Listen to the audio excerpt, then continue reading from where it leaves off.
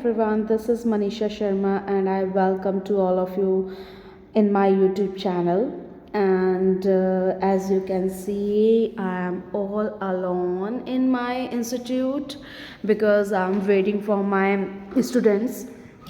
So today I'm going to make the video for the beginners.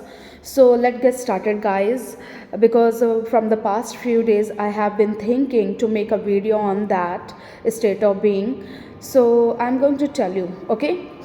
So actually जब हम अपना English course start करते हैं guys, तो उसमें हम सबसे पहले स्टेट ऑफ, देखो हमारे पास दो तरीके के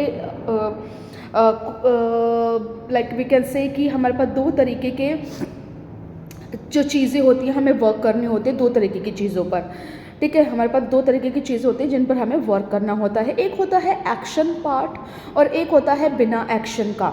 ठीक है, सबसे पहले हम बिना एक्शन का सीखते हैं, विदाउट एक्शन चीज़ों पर वर्क करते हैं, जिनसे कि हम अपनी जो छोटी छोटी चीज़ें हैं, जैसे is, am, are, was, were, has been, have been, है ना, हैड बीन, ये सारी चीज़ों पर हम वर्क कर सके। जब हमें ये सारी चीज़ें आ जाती हैं तब इन्हें मज़ा भी आता है जब हम एक्शन पार्ट में जाते हैं और हम एक्शन में इसे यूज़ करते हैं, एक्शन के साथ इसे यूज़ करते हैं, तब जाकर हमारा लेवल इंग्लिश में बढ़ता है एक्चुअली यार।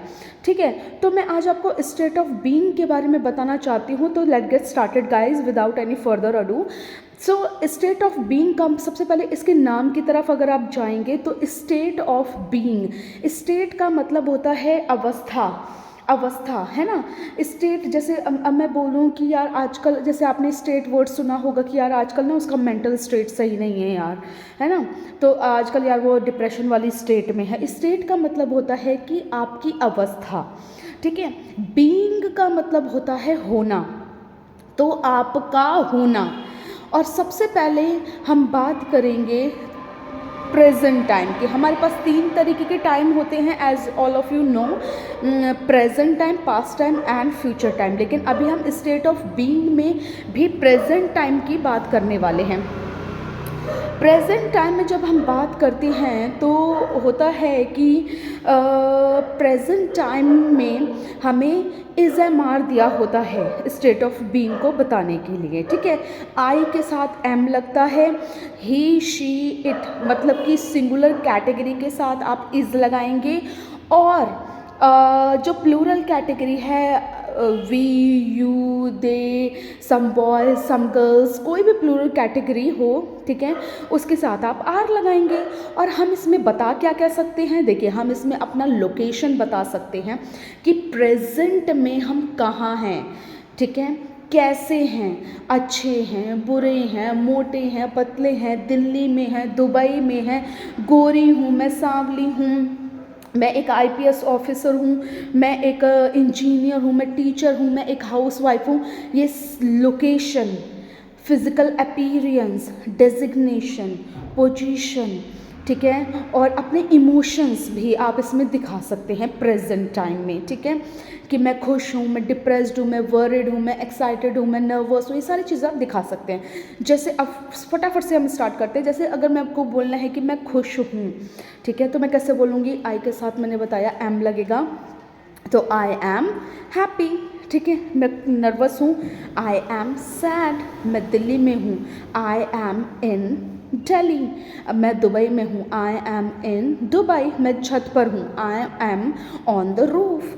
ठीक है, मैं तुम्हारे साथ हूँ, आई एम विद यू, इस तरीके से। ठीक है, वह लड़का बहुत intelligent, he is very intelligent and very intelligent boy, और वह लड़की बहुत खूबसूरत है, शी इज़ सो ब्यूटीफुल, वे हमारे पड़ोसी हैं, दे आर आवर या आर नेबर्स।